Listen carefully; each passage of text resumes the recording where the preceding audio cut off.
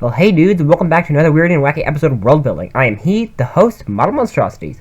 So in this video, I wanted to work on a board for the board game, and I made characters for that board game in the last video, and this was one of them.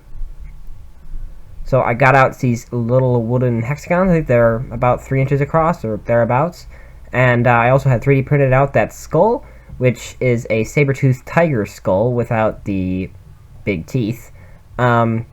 And I'm going to use it for a giant dead creature. I thought it looked kind of like an unusual skull, which is a little weird because it's a feline skull, so I don't know why there would be a creature that has arms and legs like that that's that big with a cat skull. But, so as you can see there, I added some goo on it, but ended up adding a different type of goo later. There is a jar of steaming hot water. And I got out some of this sculptable plastic that you can heat up and turn into like a mush and put it in that water. And then when it's heated up good, I got out some, whatever those things are called, that you can pick stuff up with. And got out some of that goo. And I used it to make some ribs for the rib cage for the dead thing, whatever it is. And as you can see there, I was rolling them out. And this stuff cools down reasonably quickly depending on how hot the water is. So I tried to get it done reasonably quickly with the first one, but as I realized that water was pretty hot, and they gave me a reasonable amount of time to sculpt it and make the basic shape of the rib cage. So I made some smaller and some bigger. So as you can see there, I was positioning them on the hexagon, and yeah, it looks kind of like a rib cage after that. So, after I made that, I was going to make the arm, and I used the leg from this toy here for the arm, and I chopped it to 2 pieces and positioned it to make it look like the bones were kind of buried or something, and then I used the legs from some little toy, or maybe I think I might have used multiple, and took the legs from it and used that to make the fingers. Then I used these legs from the skeleton plastic bird thing, I used one leg because I only made the one leg for that bone, whatever that thing's called. And then I used the toes from the same plastic thing to make the toes. And then I used the tail from that other one that I used the arm for to make the tail of this thing. And then I got out these little plastic toy brick things. I thought I'd use it for some ruins. They were at the thrift store. I can't tell you exactly how much they were, but I'm guessing it was somewhere around a few cents. Yeah, I glued them together, and then I figured that would look reasonably good on the hexagon. And yeah, it seems like I say reasonably a lot. But after gluing it down, I moved out my cutting mat and put down some parchment paper. And then I got out some of those hexagons. And yeah, as you can see, there's one there with like a little railroad on it. I was planning to have that part of the board game as if there used to be a railroad there that had kind of gotten buried or something. But I think I changed my mind because the thing I made didn't really look that great. And so I added a mixture on it, which I think was plaster, sand, I think there was some glue and water and paint.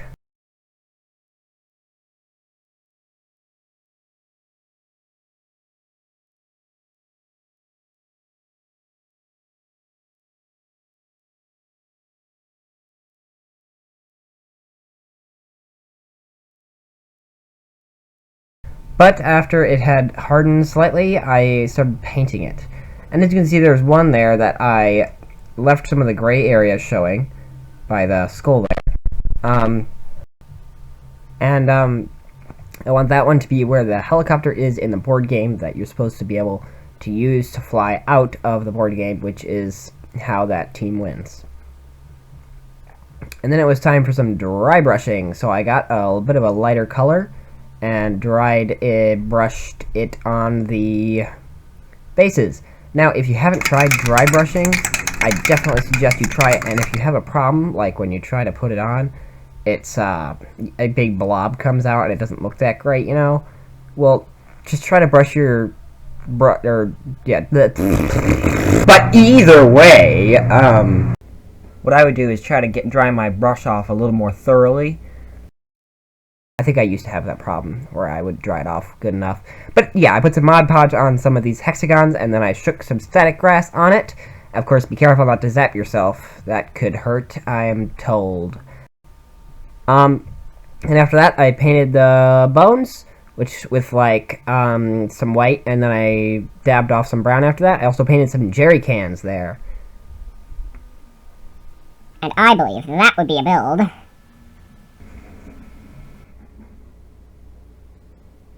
Completed. Oh, drat.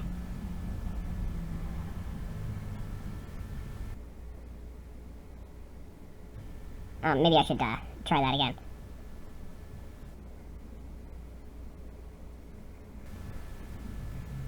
And I believe that would be a build.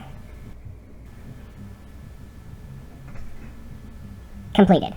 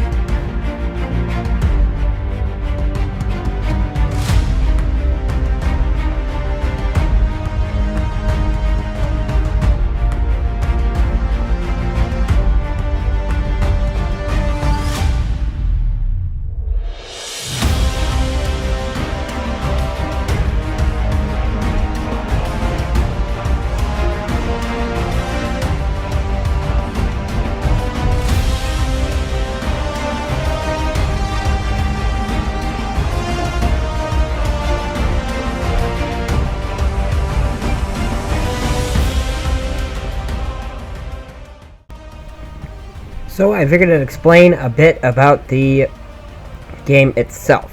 So there are weapons lying around the game, and you get to pick your weapon when you first start, but you cannot pick the heavy sniper rifle or the heavy machine gun. Those you have to go ahead and pick up.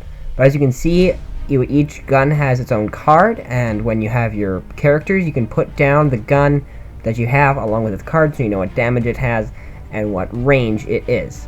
And when you get hurt, say you got hurt 6 times, 6 points, and then you just scribble it out and write down 44 if you got hurt 6 points.